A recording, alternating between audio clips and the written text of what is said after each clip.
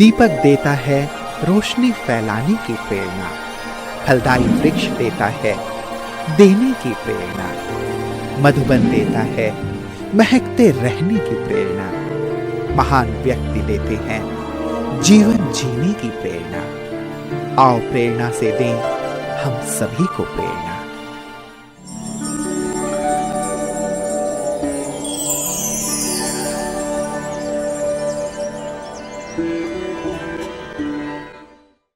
चूरू राजस्थान राज्य के रेगिस्तान क्षेत्र का एक शहर है। इस शहर को थार रेगिस्तान का प्रवेश द्वार कहा जाता है। चूरू ब्रह्मा कुमारी ईश्वरीय विश्वविद्यालय की मुख्य संचालिका है राजयोगिनी सुमन दीदी जी। आपका जन्म 1963 में पंजाब राज्य के अबोहर में हुआ। आप बचपन से कला प्रेमी रही हैं। आप निर्माणता, आज्ञाकारिता, सहनशीलता, मधुरता आदि गुणों से भरपूर है।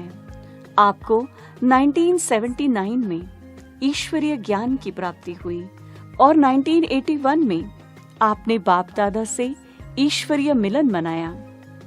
बाप दादा एवं दादियों से प्रेरणा प्राप्त कर 1984 से आप ईश्वरीय सेवाओं में संलग्न हो गई। तब से श्री गंगानगर, सूरतगढ़, विजयनगर, रावतसर, नोहान, बादरा आदि स्थानों पर सेवाएं प्रदान कर 2001 से चूरू में स्थायी रूप से आप अपनी सेवाएं दे रही हैं। जन जन को ईश्वरीय संदेश देते हुए आपने अनेक कार्यक्रमों का आयोजन किया। वर्तमान समय दीदी जी के नेतृत्व में 500 से अधिक विद्यार्थी राजयोग करते हुए ज्ञान योग से अपना जीवन भरपूर कर रहे हैं।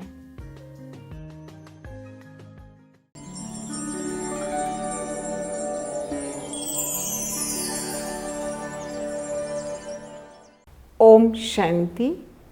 बाल्यकाल में ही मुझे परिवार के अंदर धर्म, भक्ति, पाठ पूजा का वातावरण मिला। मेरे माताजी, पिताजी बहुत ही धर्म के प्रति विश्वास रखने वाले और हमारी माताजी नित्य प्रति सुखमनी साहब का पाठ, गीता का पाठ करते थे और उनके द्वारा हमें भी ये पाठ पूजा करने का बहुत सुंदर मौका मिलता था। उनके साथ मंदिर जाना, भक्ति करना, व्रत रखना और यहाँ तक कि जो भी हमारे घर के आसपास मंदिर, गुरुद्वारे होते थे वहाँ पर भी जाते थे। हमारे माताजी सत्यनारायण जी का व्रत, पूर्णिमा का व्रत किया करते थे। मैं भी पूर्णिमा का व्रत उनके साथ साथ करने लगी। एक तरफ पढ़ाई पढ़ते हुए और दूसरी तरफ धर्म, भक्ति, पाठ पूजा के प्रति भी बहुत अधिक रुझान होने के कारण कभी कोई पुस्तक पढ़ती रहती थी, परंतु मन के अंदर कोई भी संतुष्टि नहीं होती थी और मन में बहुत सारे प्रश्न उत्पन्न होते थे कि आखिर भी कौन सी पुस्तक पढ़नी चाहिए और किस इष्ट आराध्य की आराधना करनी चाहिए, पूजा करनी चाहिए, जिससे कि हम उस भगवान को खुश कर सकें। और इतना ही नहीं कि हम अपनी जो इच्छाएं हैं या जो भी अपनी मन की बातें हैं हम उसके साथ कर सकें, परंतु कोई सहारा नज़र नहीं आता था। बाल्यकाल में ही ऐसा सोचा करती थी कि कोई ऐसा मार्ग होना चाहिए जहाँ पर कि स्वतंत्र रूप से हम भगवान को भी याद कर सकें और अपने जीवन को भी समाज सेवा के कार्य में लगा सकें। परंतु जब कोई ऐसा मार्गदर्शन मिला नहीं था तब तक तो मन बहुत ही उलझन में रहता था। इसी बीच फिर किसी ने हमें इस आध्यात्मिक ज्ञान की थोड़ी जानकारी दी, पर मन के अंदर यही विचार था कि छोटेपन में ऐसी किसी संस्था में नहीं जाना चाहिए, क्योंकि हम अगर ऐसी संस्थाओं में जाने लग जाएंगे तो हम पढ़ाई कैसे करेंगे। पढ़ाई के प्रति इतनी रुचि थी कि हमेशा क्लास में फर्स्ट डिवीज़न आती थी और जब फर्स्ट डिवीज़न आती थी तो पढ़ाई की लगन इतनी बढ़ती गई कि मुझे बस अपने जीवन में बहुत पढ़ाई करनी है। और जब एक तरफ ये आध्यात्मिक ज्ञान मिला तो ऐसा लगता था कि ज्ञान को सुनना है, समझना है, अपने जीवन में धारण करना है। तभी से ही मैंने अपने जीवन में सादगी को अपनाया। स्वभाव की सरलता की वजह से बहुत जल्दी जल्दी मुझे परिवार का सहयोग मिलता था और यहाँ तक कि घर में रहते हुए, पढ़ाई करते हुए मैंने लहसुन प्याज खाना बिल्कुल बंद कर दिया। बाज़ार की चीज़ें भी खानी बिल्कुल बंद कर दी। अच्छा नहीं लगता था और कुछ भी जो भी कुछ खाती थी खुद बना के खाने में, भगवान को भोग लगाने में विश्वास करती थी। आध्यात्मिक ज्ञान की लगन इतनी बढ़ती गई कि एक दिन वो भी आया कि जब मैंने अपने जीवन का फैसला किया कि मुझे ब्रह्मा कुमारी बनना ही है और बन करके मुझे समाज की सेवा करनी है। इन बातों को हमारे परिवार वालों ने जब समझा, लेकिन कुछ लोक लाज के कारण हमारे पिताजी ने ब्रह्मा कुमारी बनने का थोड़ा सा विरोध भी किया, परंतु जब उन्होंने मेरी जीवन की धारणाओं को देखा, मेरे विचारों को देखा और मेरी इच्छा शक्ति को देखा, तो उनको समझ में आया कि इनको ज़रूर एक ऐसा अवसर देना चाहिए कि ये अपनी जिस लक्ष्य को लेकर के चल रहे हैं उस लक्ष्य को कहाँ तक पूरा कर पाते हैं। 3-4 साल तक वो देखते रहे और जब दृढ़ता को देखा तो उन्होंने बहुत खुशी खुशी मुझे छुट्टी दी और मैं आध्यात्म के मार्ग पर 1984 में पूरी तरह से समर्पित हो गई और मैंने अपनी ईश्वरीय जीवन को सार्थक करने के लिए ज्ञान योग की पढ़ाई को निरंतर पढ़ते हुए सेवा करने का जो लक्ष्य लिया था उस लक्ष्य की ओर निरंतर आगे बढ़ती रही। ईश्वरीय समर्पित जीवन में अलग अलग स्थानों पर सेवा करते करते हमारी बड़ी दीदी, जिनके द्वारा मुझे ये ज्ञान मिला और उन्होंने मुझे ईश्वरीय जीवन अपनाने की विशेष प्रेरणा दी, श्री गंगा नगर के मोहिनी दीदी जी के द्वारा मुझे ये समझ मिली कि हमारे इस ज्ञान को अधिक अच्छी तरह से समझने के लिए हमारे मुख्यालय माउंट आबू में भी जाना होता है। तो वहाँ जाने की बहुत सुंदर प्रेरणा उनके द्वारा जब मिली तो मन के अंदर एक विशेष उमंग था कि स्वयं भगवान के घर में भगवान से मिलने के लिए जा रहे हैं।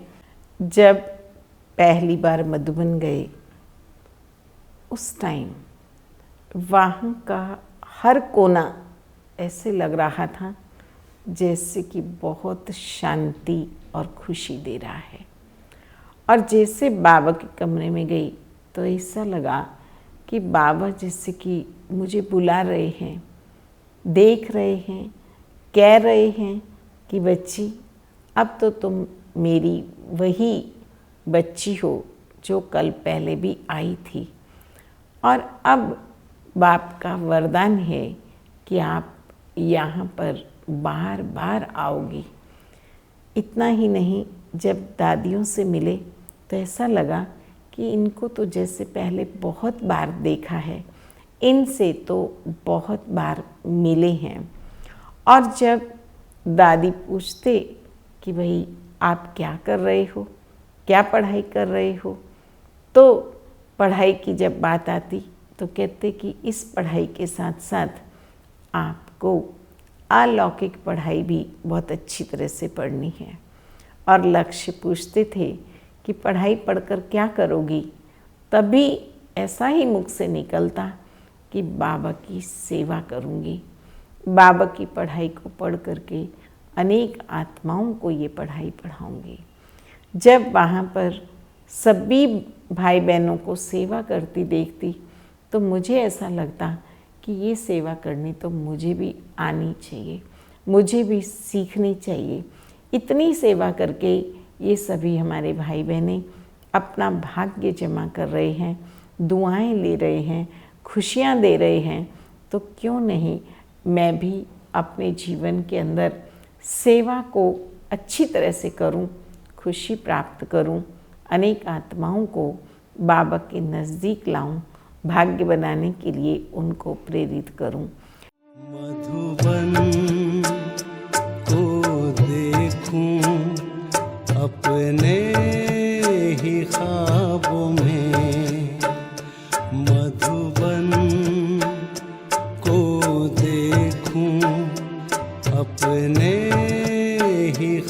ख्वाबों में। मधुबन में प्यारे बाबा को, मधुबन में प्यारे बाबा को देखूं अपने ही ख्वाबों में। मधुबन को देखूं अपने ही ख्वाबों में। मधुबन को देखूं अपने ही ख्वाबों में। मधुबन में प्यारे बाबा को, मधुबन में प्यारे बाबा को देखूं अपने ही ख्वाबों में। वहाँ पर ऐसा सिस्टम 1979 में ऐसा वहाँ सिस्टम था कि हम सन्मुख बाप दादा से मिला करते थे। तो जब मैं पहली बार अव्यक्त बाबा से मिली तो उन्होंने मुझे एक वरदान दिया कि आप चलता फिरता म्यूज़ियम हो और आपको अपने चलन और चेहरे के द्वारा हर मनुष्यात्मा की आध्यात्मिक सेवा करनी है। वो पहले जो बोल थे बाप दादा के, वो आज तक मेरे जीवन को बहुत प्रभावित कर रहे हैं। तेरी पालना का बाबा, तेरी पालना का बाबा, एहसान चुकाए किस तरह, एहसान चुकाए किस तरह। तूने प्यार से जो पाला, तूने प्यार से जो पाला, शब्दों में गाए किस तरह। तेरी पालना का बाबा, तेरी पालना का बाबा।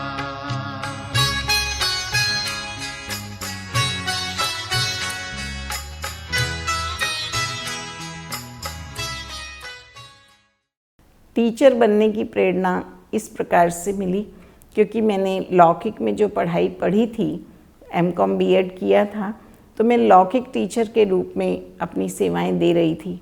परंतु एक दिन ये संकल्प आया कि मुझे इस टीचिंग लाइन से भी बड़ी टीचिंग लाइन स्वयं भगवान दिला रहे हैं और भगवान के बच्चों को शिक्षित करना और उनको व्यसनों से, विकारों से मुक्त करके परमात्मा के सन्मुख ला करके उनको भगवान से मिलाना है।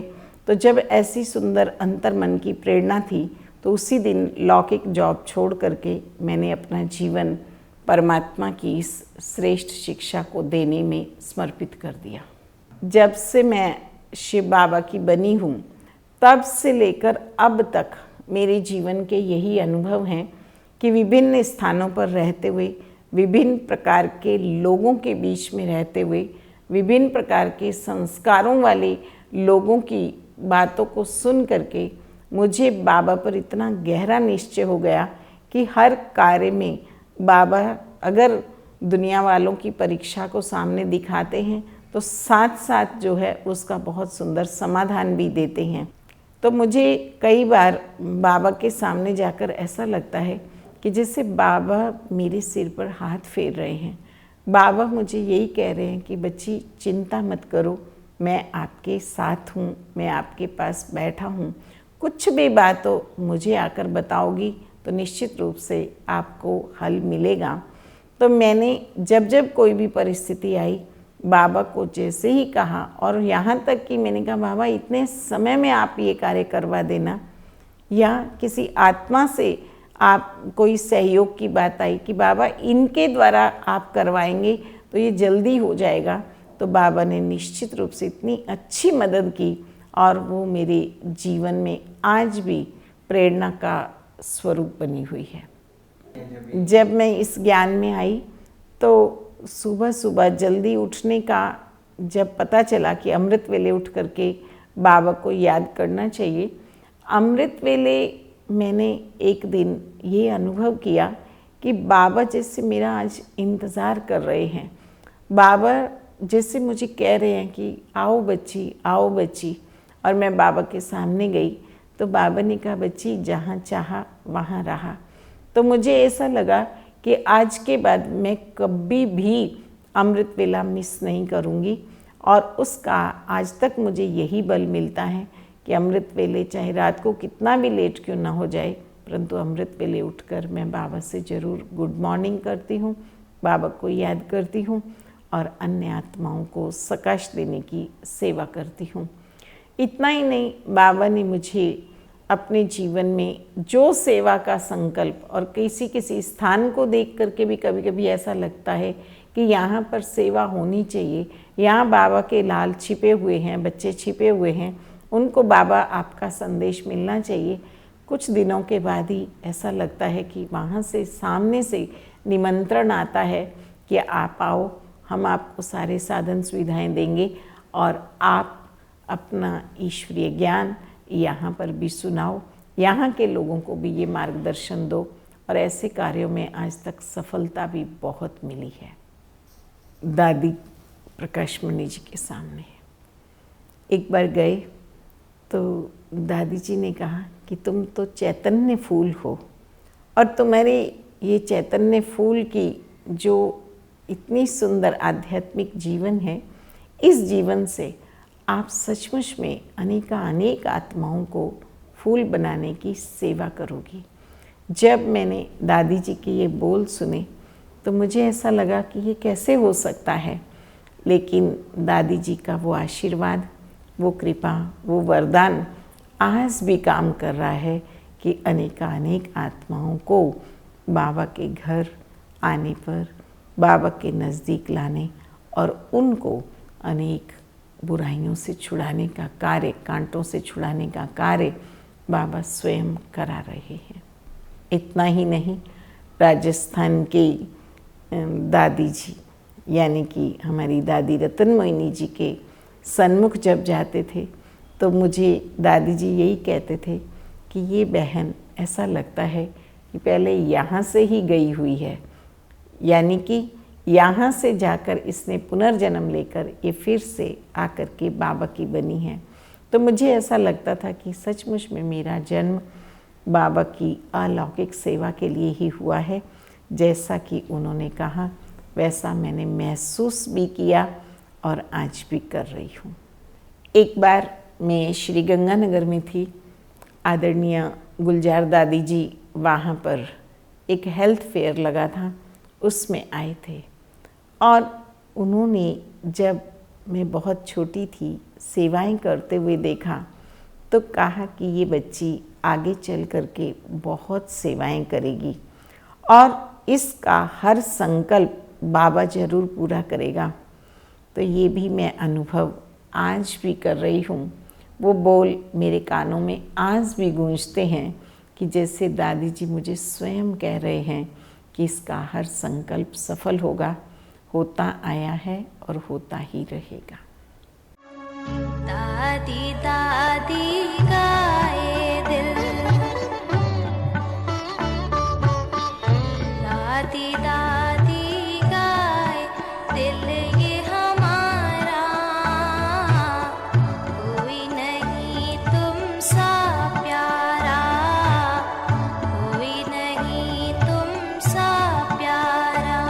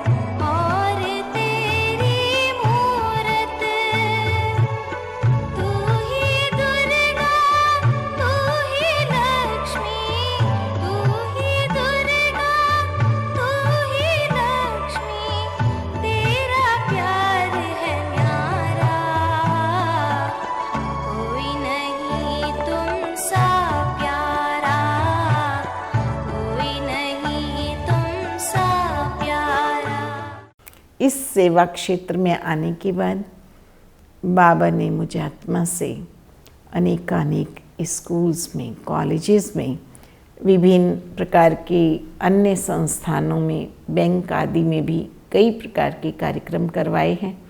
इतना ही नहीं, पूरे चूरू, गंगानगर, हनुमानगढ़ जिले के, बीकानेर के आसपास भी कई स्थानों पर सेवा करने का मौका मिला। और विभिन्न गांवों में भी जब जाते हैं, वहाँ की भोली भाली जनता को बाबा का परिचय देते हैं और उनके ग्रामीण परिवेश के विभिन्न प्रकार के उदाहरण दे करके जब उनको बाबा का ज्ञान सुनाते हैं, तो उनको ऐसा लगता है कि हमें राह दिखाने वाले हमारे मसीहा हमारे बीच में आ गए हैं। अनेक बच्चों का जीवन इतना सुंदर बना है कि वे आज भी ओम शांति वाली दीदी कह करके पुकारते हैं। मेरी विशेष धारणा यही है कि इस सृष्टि पर जितनी भी आत्माएं हैं, सबको मैं प्यारे बाबा का संदेश अवश्य पहुंचाऊं और उसके लिए प्रयास करती रहती हूं। लक्ष्य रहता है कुछ जैसे लोग हैं उनको उनके हिसाब से ज्ञान की बात सुना करके उनको आगे बढ़ाया जाए। वर्तमान समय मेरा यही पुरुषार्थ चलता है कि बाबा ने जैसे कहा कि अंत समय है, तो हर घड़ी को मैं कैसे सफल करूं, अपना हर श्वास कैसे सफल करूं, अपना तन मन धन समय शक्ति श्वास संकल्प, बस एक बाबा दूसरा न कोई, उसी के प्रति लगता रहे और यहाँ तक कि अंत समय में अंतिम श्वास में भी बाबा की ही याद हो। ब्राह्मण आत्माओं के प्रति मेरा यही संदेश है कि समय कम है और इस कम समय में हमें सभी को परमात्म आज्ञाओं को बहुत ही वफादारी से मानना चाहिए। सच्चाई ईमानदारी के गुणों को अपना करके अपने जीवन को मूल्यवान बनाना चाहिए। यही मेरा सर्व ब्राह्मण आत्माओं के प्रति शुभ संदेश है।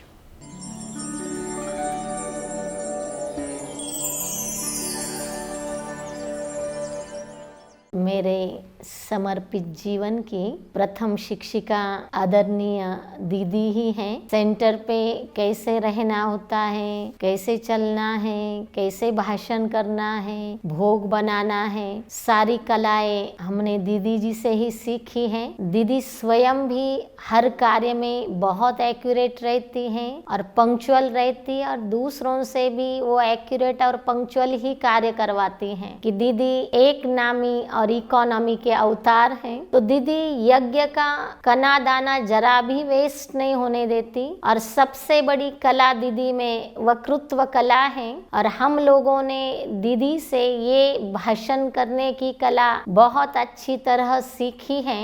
दीदी ने पहली जैसे अटेंड कराया, हमने कोर्स कराया, सब कुछ सिखाया बताया और अच्छी सी सेवा करनी सिखाई। ज्ञान सुनाने का, योग कराने का एकदम क्वालिटी अच्छी है दीदी में। सुमन बहन जी बहुत ही ज्ञानवान हैं और इनका व्यवहार बहुत ही मिलनसारी व्यवहार के धनी हैं। एक बार जो भी इनसे मिल लेता है, बार बार मिलने की इच्छा होती है और जब भी हम यहाँ आते हैं कुछ न कुछ यहाँ से लेकर ही जाते हैं और अपने जीवन को ये जो बातें अच्छी बातें बता रही है वो अपने जीवन में उतारें। गुस्सा हमने इनके चेहरे पर कभी देखा नहीं, मुस्कुराती रहती है, बच्चों से भी मिलकर वो क्या स्नेह से मिलती है। सुमन जी से यही सीखा कि हमें लेने की इच्छा न रखते हुए देने का भाव रखना चाहिए। बाबा के ज्ञान में आने के बाद में सुमन दीदी ने मुझे हर परिस्थिति से लड़ने के लिए मुझे बहुत हिम्मत दी है।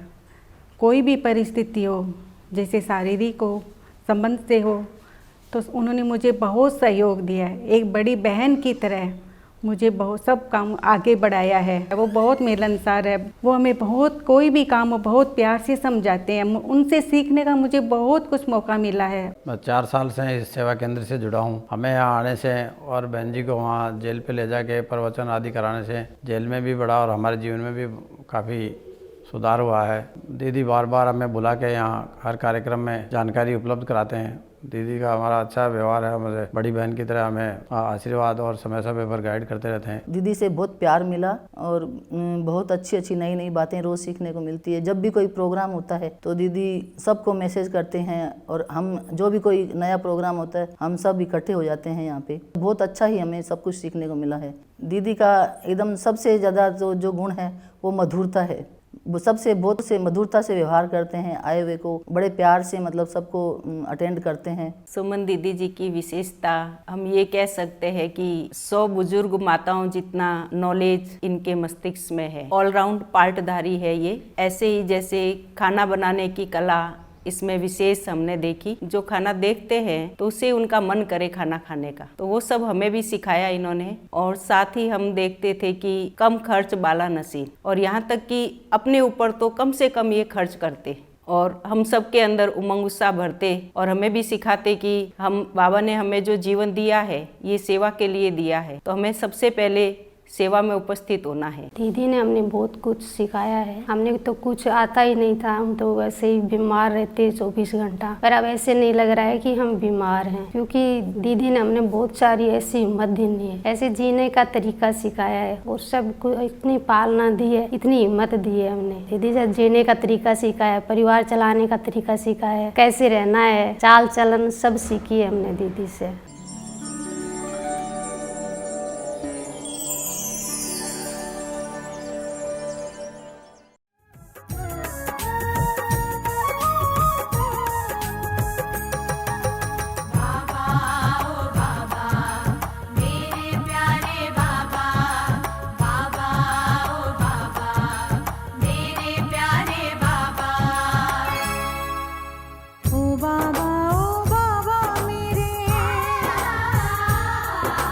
तेरे ही गुण गाता है, प्यार के सागर की लहरों में दिल मेरा लहराता है।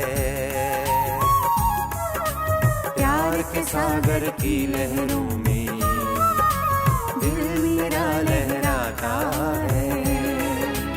ओ बाबा मेरे,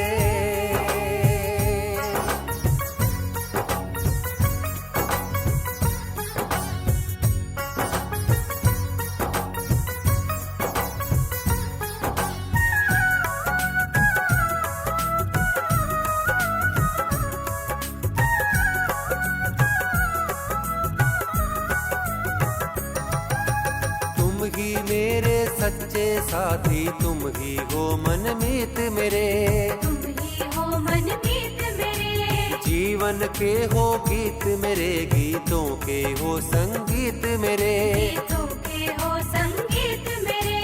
तुम ही मेरे सच्चे साथी, तुम ही हो मनमीत मेरे, जीवन के हो गीत मेरे, गीतों के हो संगीत मेरे। तेरे प्रीत के गीत सुहाने, तेरी प्रीत के गीत सुहाने, गाकर मन हर्षाता है, गाकर मन हर्षाता है। ओ बाबा मेरे, मन तेरे ही गुण गाता है, प्यार के सागर की लहरों में